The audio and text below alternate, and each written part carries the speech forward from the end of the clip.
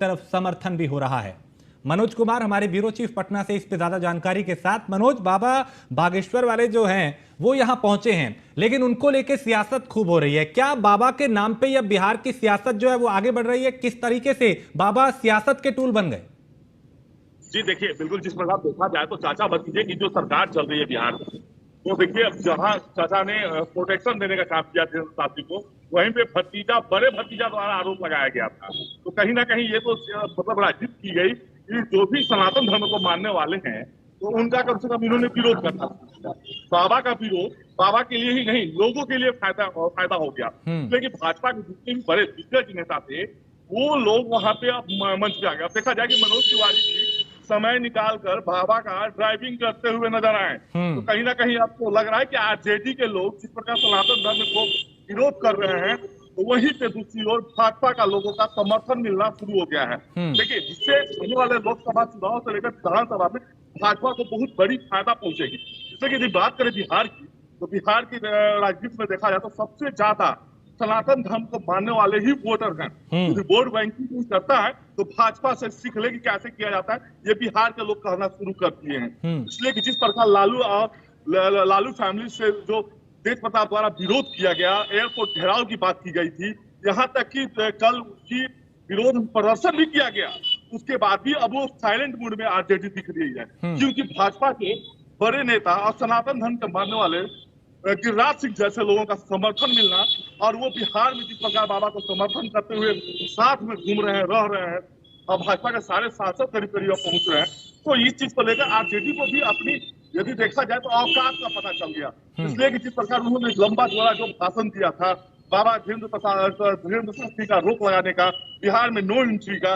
ऐसे माना जा रहा था। लोगों की यदि बात सुने, लोगों की बात माने, तो लोगों का कहना यह भी था कि क्या बिहार आरजेडी वालों की है कि आने से किसी धर्म के लोगों को रोका जाए। इसका विरोध अब आरजेडी को बहुत भारी नतीजे से भोगना होगा आने वाले समय में।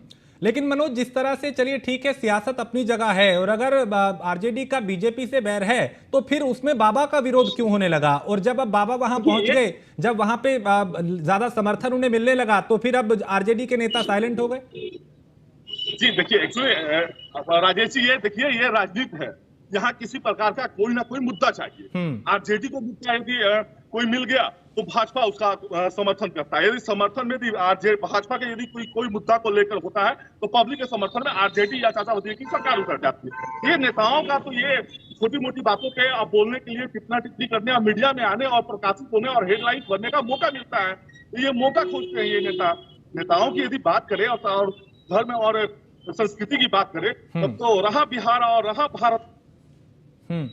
मनोज, अभी चूंकि तेज प्रताप यादव ने तो उनका विरोध किया, लेकिन लालू प्रसाद की यादव की बेटी ने अर्जी लगाई है बाबा के दरबार में कि उनको भी जाना देखा है। जाए, हाँ, अब देखा जाए कि लालू के लाल द्वारा बिहार में बाबा को आने से रोका जाता है, वहीं की लालू की लाडली द्वारा अब अर्जी लगाया जा रहा है। रोहिणी अर्जी तक लगा दी है बाबा को। उन्होंने ये भी नहीं सोचा कि मैं आरजेडी के बड़े फैमिली से रिलेटेड हूँ, हमारे भाई मंत्री हैं, तो उन्होंने बाबा बागेश्वर का आरोप लगाए और वो अर्जी मांग रही हैं। तो कहीं ना कहीं उनके घर में भी सनातन धर्म को मानने वाले लोग हैं, अब वो बेशक विरोध करते हैं। तो इससे पता चलता है रोहिणी का यदि बाबा के दरबार में जाकर अर्जी लगाना, भाई का विरोध करना, तो कहीं ना कहीं ये राजनीति जो है ये वोट बैंकिंग की जा रही है और कहीं कुछ नहीं है। इसलिए कि एक बहन सनातन को मान रही है, भाई विरोध करता है।